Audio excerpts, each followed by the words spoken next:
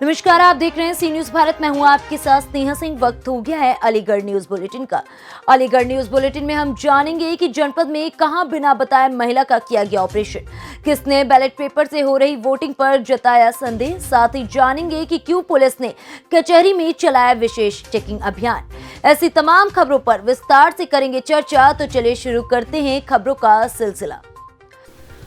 अलीगढ़ के थाना रोरावर क्षेत्र के नादा पुल स्थित हाकिम अस्पताल में बुधवार शाम को बिना बताए महिला का ऑपरेशन कर दिया गया, जिसके बाद महिला की मौत हो गई। वहीं परिजनों ने काफी हंगामा किया। अस्पताल का समस्त स्टाफ फरार है।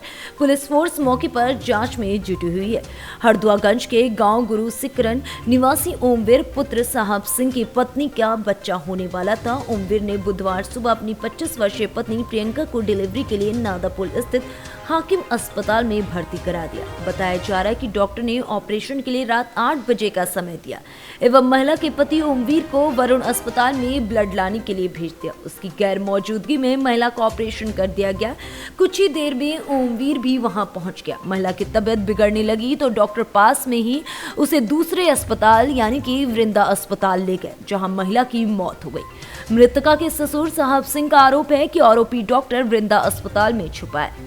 वहीं वृंदा अस्पताल के डॉक्टर अमित ने बताया कि मरीज की हल्की धड़कन चल रही थी, लेकिन हम बचा नहीं सके। ऑपरेशन के दौरान कोई मिस्टेक हुई है। वहीं दूसरी तरफ मृतका के पति ओमवीर ने आरोपी डॉक्टर के खिलाफ तहरीर दी है। मृतका के पास एक बेटा व एक बेटी है एवं एक बेटा ऑपरेशन के दौरान पैदा हुआ है।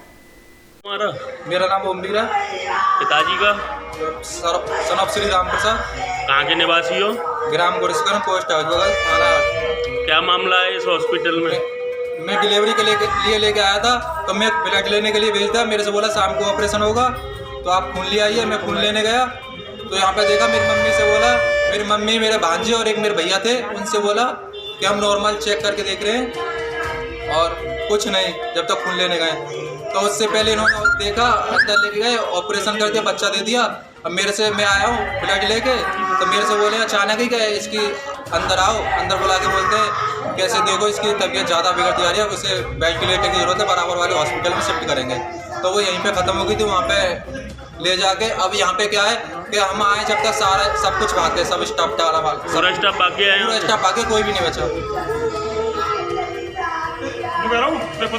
अस्पताल में हुआ था तो वो हमारे पास अचेत अवस्था में आई थी।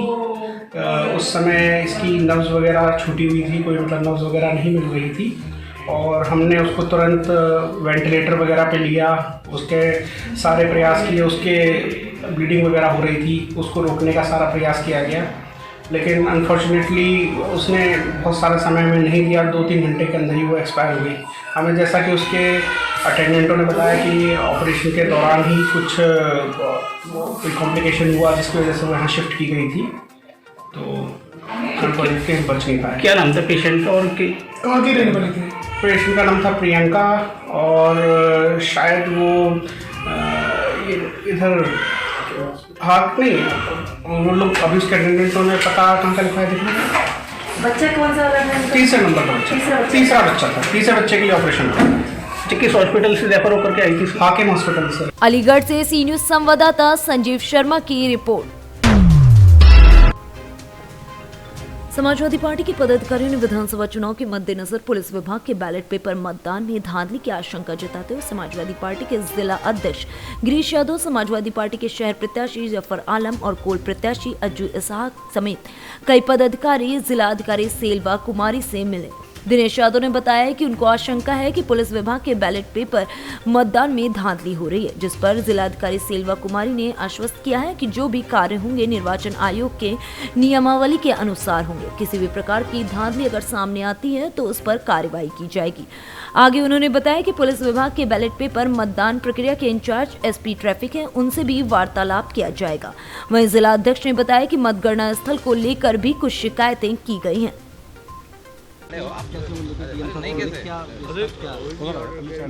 देखिए, जहाँ तक बैलेट पेपर है पुलिस विभाग में, उसकी समझौती ये जानी, यहाँ पे कंप्लेंट आ रही थी कि जिन लोगों ने बीपी मंगाए हैं उनको बैलेट पेपर नहीं मिल रहे हैं।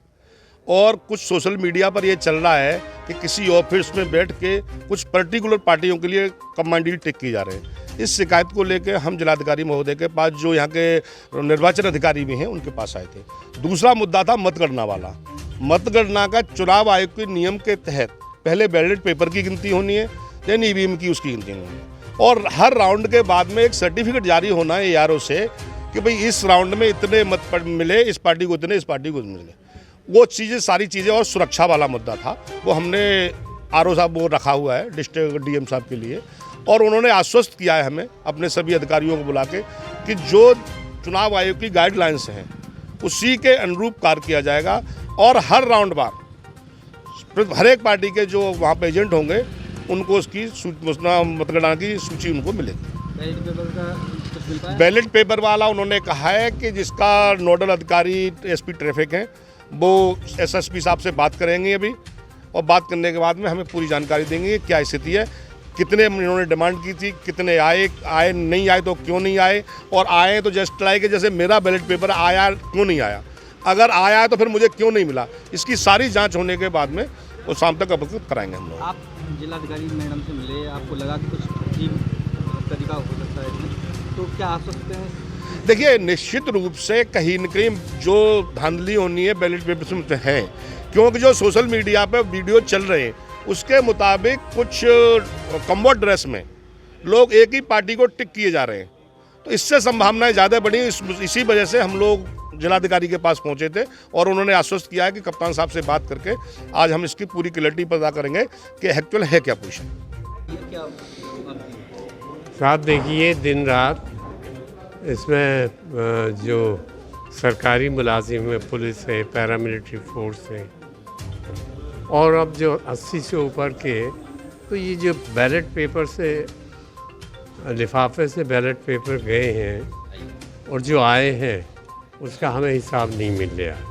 एक वो इशू था, वो हमने डिस्कस किया। दूसरी ये कि कोई बताने को तैयार नहीं है कि हमारे यहाँ से कितने इशू हुए और वहाँ से कितने आए, वापस कितने आए, और नहीं आए तो क्यों नहीं आए।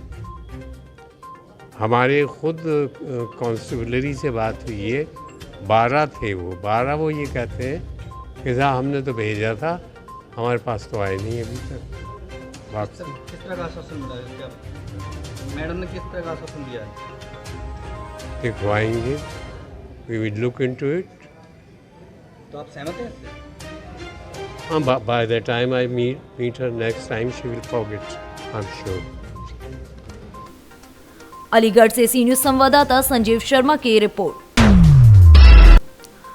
अलीगढ़ में सुरक्षा व्यवस्था के दृष्टिगत डीएसपी तृतीय श्वेतम पांडे ने दीवानी कचहरी में पुलिस बल के साथ विशेष चेकिंग अभियान चलाया। इसी दौरान संदिग्ध लग रहे व्यक्ति को रोककर पूछताछ की गई, साथ ही उनकी तलाशी भी ली गई। जानकारी देते हुए डीएसपी तृतीय श्वेतम पांडे ने बताया कि सुरक्षा व्यवस्था के चलते दीवानी कचहरी में विशेष चेकिंग अभियान चलाया जा रहा है। इस दौरान पुलिस संदिग्ध लोगों से पूछताछ करती हुई नजर आई। इसके साथ ही उन्होंने दीवानी कचहरी में बनी हवालात की सुरक्षा व्यवस्था को भी बारीकी से देखा। साथ ही कोर्ट में प्रवेश करने वाले सभी गेट पर खड़े तैनात पुलिस कर्मियों से अलर्ट रहने के निर्देश देते हुए सुरक्षा व्यवस्था को मुस्तैद करने की बात कही।